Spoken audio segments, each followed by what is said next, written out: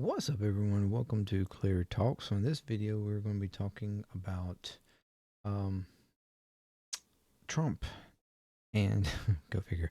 Uh, no, but Trump and threatening to bypass the GOP Congress in order to make his plans um, happen. So if you like the content here that we're doing, please consider subscribing, like, share, comment, all that good stuff, and check out my other channels: JMD Drummer, JMDPLAY, drum channel, game channel. Subscribe there, like, share, all that good stuff on those as well. Be much appreciated. Discord there.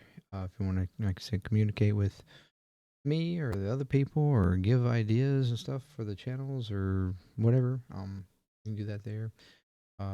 JMD, one-time donation there on the QR code, or JMD Nation Patreon. They're $3 a month. You can join and to help support the channel, the content, and all that good stuff. And anything you do is much appreciated. So thank you very much. All right. So yeah, you have all these um, big plans that Trump and the MAGA world want to make happen. And of course, you have some, you know, GOP Congress members and stuff, a few of them, not too many, but a few of them that have made some, probably some comments and stuff and arguments that they, don't completely agree, or they might, not be as easy of allowing certain things to go through, um, to try to keep Trump in check. But Trump has other plans. Trump has other plans. So, um, we have here an article from the Daily Beast. Trump threatens to bypass GOP Congress to unleash MAGA plans. Says if anyone is expected moderate Republicans in Congress to temper Trump's more extreme plans on immigration and tariffs, the president elect doesn't plan to give them the chance. During a 2 hour meeting with Senate Republicans, Trump said he plans to immediately enact his MAGA vision instead of waiting for Congress to act. According to a new report, he has already prepared about 100 executive orders that he has no qualms testing the legal limits of presidential authority. Um, and there you have it, folks. The uh, uh, case on presidential immunity is coming to fruition. Congratulations, uh, the Supreme Court. Thank you very much.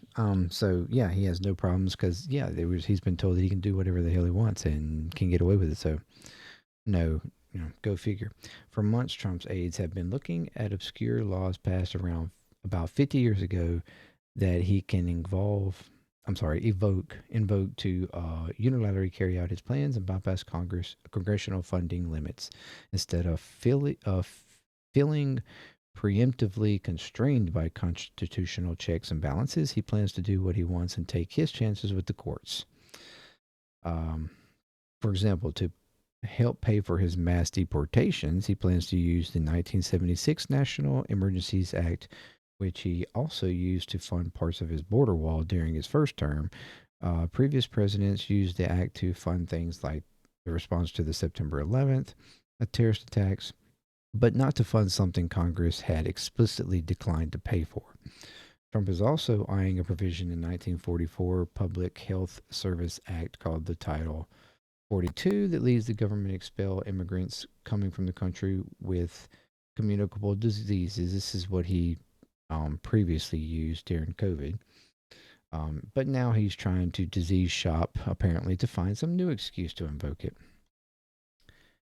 He also reportedly plans to issue an executive order limiting birthright citizenship, even though the 14th Amendment in the Constitution explicitly says all persons born or naturalized in the United States and subject to the jurisdiction thereof are citizens of the United States. So basically, if all persons born here, you know, through citizenship or even naturalized here, meaning somebody migrated here and you were born here, regardless of your parents' migration status, you are a natural born citizen. Um, he's trying to, of course, uh, regulate that or remove that altogether. Instead of taking on a near impossible task of changing the Constitution, he apparently wants to issue an executive order and then argue in the Supreme Court that the 14th Amendment doesn't actually guarantee birthright citizenship. Meanwhile, on the tariff front, Trump is reportedly intrigued by the idea of using the 1977 International Emergency Economic Powers Act, which lets the president impose tariffs and economic sanctions during times of war or another national emergency, or the 1974 Trade Act, which allows tariffs to be used to address national security concerns. In theory, those laws don't just give the president unchecked power though. The Supreme Court has held that any time a federal agency tries to enact a policy with vast economic and political significance, the courts have to scrutinize the law in question to determine whether Congress actually intended to give the agency that power. The Supreme Court used this so called major questions doctrine to strike down two of President Joe Biden's key policies in 22 and 23. It remains to be seen whether the justices will hold Trump, who appointed three of them to the bench, to the same standard.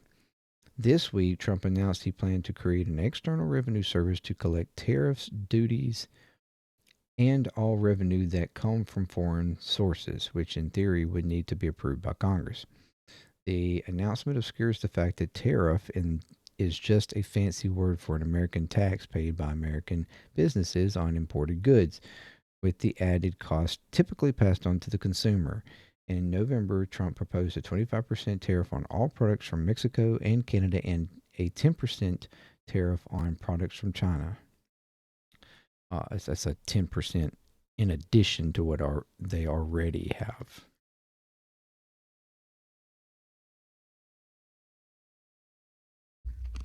Which I think is somewhere around 20 already, or 25 or something.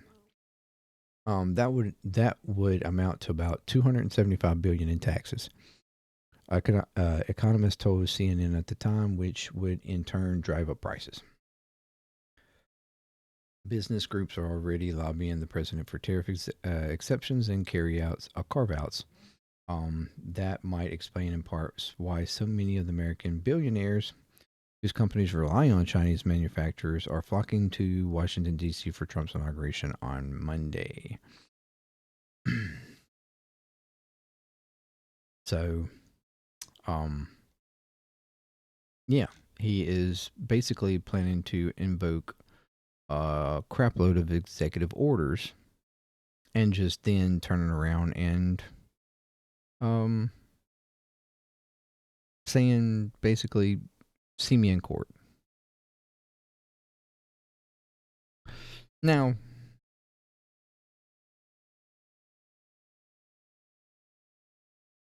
this is the same type of thing that a lot of people on the left have argued that Democrats should do as well. Except for doing like executive orders for things that truly would benefit people.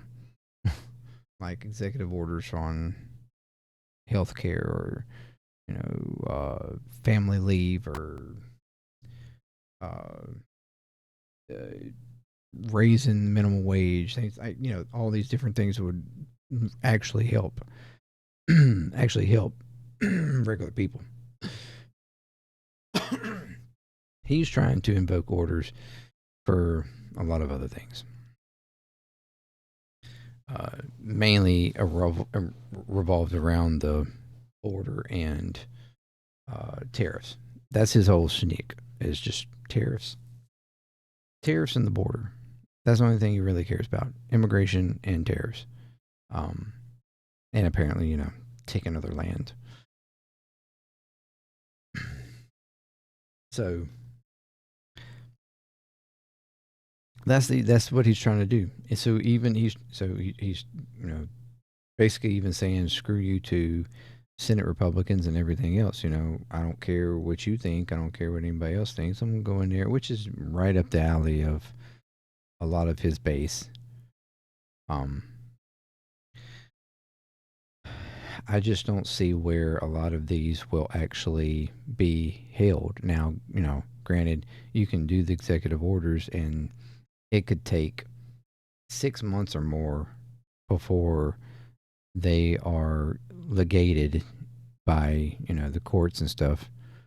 So there still will be it could potentially be a pretty big you know period of time potentially where things could be done.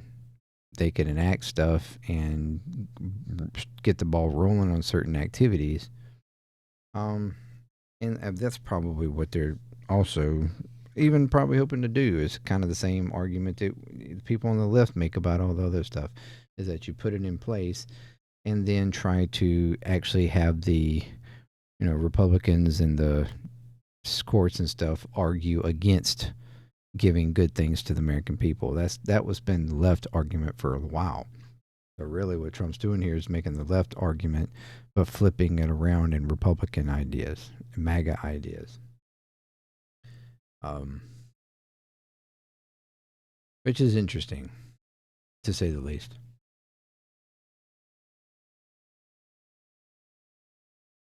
The only thing is some of these uh, acts and stuff, 50 or old acts and stuff are. I'm not sure how much they're going to really uphold eventually. So it could be short lived.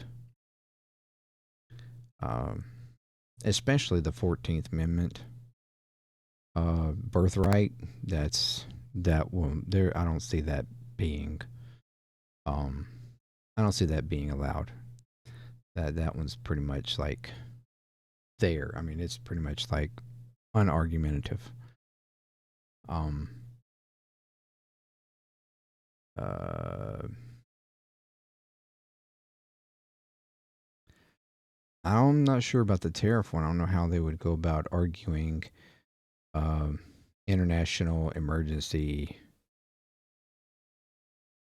I don't in times of war and stuff, but we don't currently have a war going on, so I don't know how they're gonna. They could use that really as a argument unless he plans on getting us into a war.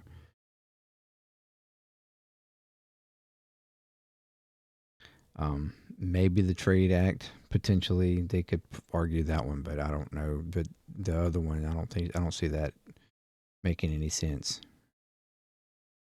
Um, but the tariff war is stupid. You've already had a lot of people starting to see what that's really going to do. I think we're going to have a whole lot of backlash against the tariff argument, especially if he tries to impose a flat tariff on everything. Um, you're going to have a lot of backlash on that, and especially once prices start raising back up, uh, and the economy gets worse. You're gonna have that's gonna cause, oh man, you're talking about a revolt. Um,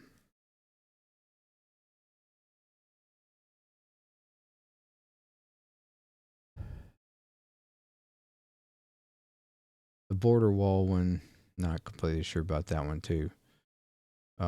Especially Title 42. That one's not. There's no significant disease or anything that going around globally or anything that would allow for that to be upheld. Um, Neither would, and I don't see how the National Emergencies Act would either. Um, because you don't have any kind of major um, explicit attacks or anything going on. So I don't see how that would hold up either. Like I said, they could try to use those to just do the executive orders. Like I said, they could try to put something in place for a few months until it goes up the chain and gets litigated. But I mean, because you'll immediately have states try to put, you know, try to take it to court, and or who knows. But that's what his plans are apparently. And they've already had other people reporting this immediately. The first thing is that he plans to enact on day one is go into the Oval Office and start signing executive orders uh, to get them started and moving as quickly as possible. So that's apparently the plan. So we'll have to wait and see what happens. Cross your fingers, folks. All right. That's all for this video. Thanks again. Let me know in your comments what you think about all that. And yeah, till next time, peace. ClearTalk. I'm out.